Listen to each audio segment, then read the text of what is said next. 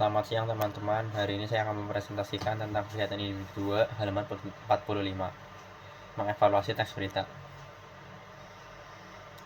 Pengelolaan sampah di Indonesia. Pengelolaan sampah di Indonesia diatur oleh Undang-Undang Nomor 18 Tahun 2008.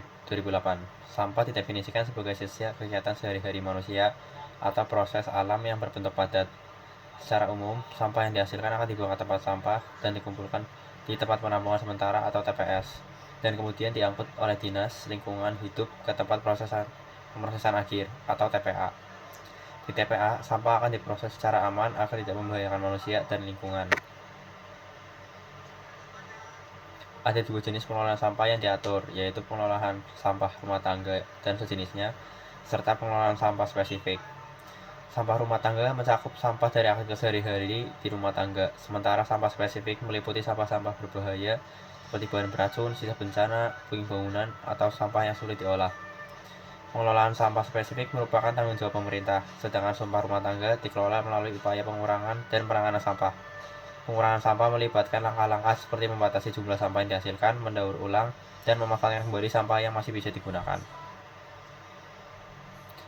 Penanganan sampah melibatkan pemilihan berdasarkan jenis dan sifat sampah, pengumpulan, pengangkatan ke TPA, pengelolaan untuk mengubah kadar kecil sampah, dan pemrosesan akhir dengan cara mengembalikan sampah ke lingkungan secara aman.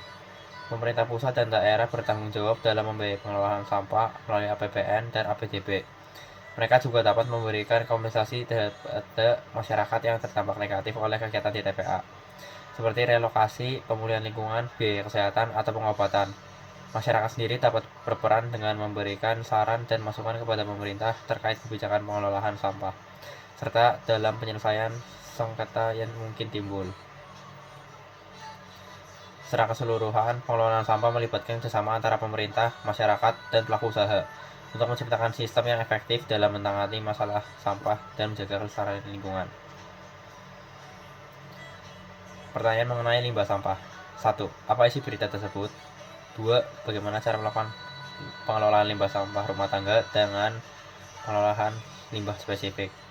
Di mana pengelolaan limbah sampah tersebut? Jawaban dari pertanyaan pertama. Berita tersebut membahas tentang pengelolaan sampah di Indonesia yang diatur oleh Undang-Undang Nomor 18 Tahun 2008. Sampah didefinisikan sebagai sisa kegiatan manusia atau proses alam yang berbentuk padat. Pengelolaan sampah dilakukan dengan membuang sampah ke tempat sampah, kemudian dikumpulkan ke tempat penampungan sementara atau TPS, dan akhirnya diangkut oleh pemerintah ke tempat pemrosesan akhir. Ada dua jenis pengelolaan sampah, yaitu sampah rumah tangga dan sampah spesifik. Pemerintah bertanggung jawab atas pengelolaan sampah dan masyarakat diharapkan berperan aktif dalam memberikan masukan serta menjaga lingkungan. Jawaban pertanyaan nomor 2. Pengelolaan sampah di rumah tangga dilakukan melalui upaya pengurangan sampah, seperti membatasi jumlah sampah, mendaur ulang, dan memanfaatkan kembali, serta penanganan sampah seperti pemilahan, pengumpulan, pengangkutan, dan pengelolaan di TPA.